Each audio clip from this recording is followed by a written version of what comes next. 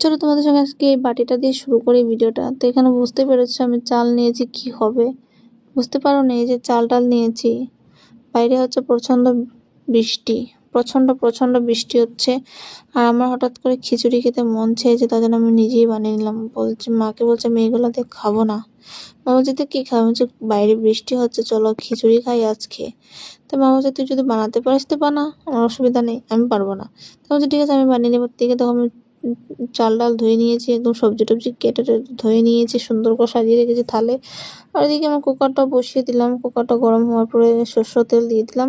এদিকে শুকনো লঙ্কা, তেজপাতা, পাঁচফোড়ন, তারপর হচ্ছে এখানে দেবো আদা কুচিও দেবো।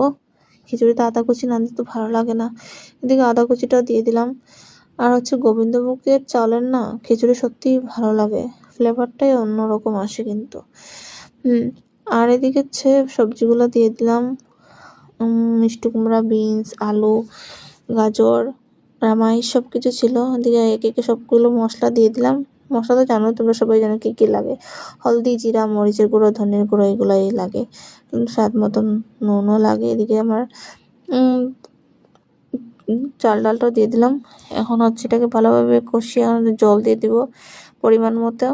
তো জল দিয়েছি পরিমাণ মতো, জানি না কি হবে, লাগলে আর কি আছে, আবার পরে দেবো, অসুবিধা। ঢাকনাটা লাগিয়ে দিকে দেখো ডিমটা আমি ভেঙে নিয়েছি। আস্তে তো আর খেতে পারবো না, ভাঙতে তো হবেই, তার জন্য ঠাস করে ভেঙে নিয়ে এদিকে পেঁয়াজ, কাঁচামরিচ বেশি করে দিয়ে একদম এটাকে ভালোভাবে নুন দিয়ে ফেটাচ্ছি। এদিকে এটাকে একদম দেখো সাদা সাদা করে নিচ্ছি ডিমটাকে। এদিকে দেখো ডিমটা এটা করতে করতে আমার খিচুড়িটা হয়ে গেছে, কিন্তু খিচুড়িটা একটু পাতলা হতে হবে, তার জন্য আমি আর একটু গরম জল দিয়ে দিলাম। বেশি ঘন থেকে গেছে, যেটা আমার মা বেশি ঘন খিচুড়ি পছন্দ করে না। এইদিকে দেখো তাওয়াটা বসিয়ে দিলাম, এখন অমলেটটা করেন। এখানে গরম গরম খিচুড়ি হয়েছে, তো তার জন্য তো গরম গরম অমলেট করে খেতে হবে। সব কিছু রেডি করে রেখেছিলাম। এদিকে ধর ডিমে এই যে ফেটানো ডিমটা দিয়ে দিলাম অমলেটের জন্য। এখন হচ্ছে এটাকে তো উল্টাতে হবে। আমি তো ভয় পাচ্ছিলাম যে উল্টাতে গিয়ে না ভেঙে যায় ডিমটা, তো না ভাঙিয়ে দিতে। চলো দেখো খিচুড়িটা তো দারুণ লাগছে। ডিম, রামাইশ ভাজা, মিষ্টি কুমড়া, এরপরে চিপস ছিল, কুরকুরি ছিল, চিপস না কুরকুরি ছিল, যেটা আমার ঘরে পাঁপড় ছিল না, তার জন্য আমি এই যে চিপসগুলো দিয়ে খাচ্ছি।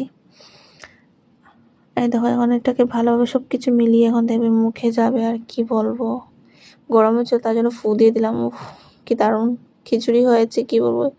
বৃষ্টির দিনে খিচুড়ি খেতে কে না ভালোবাসে। তো অবশ্যই বলবো আমার ভিডিওটা কেমন লেগেছে, কমেন্টে জানাবে।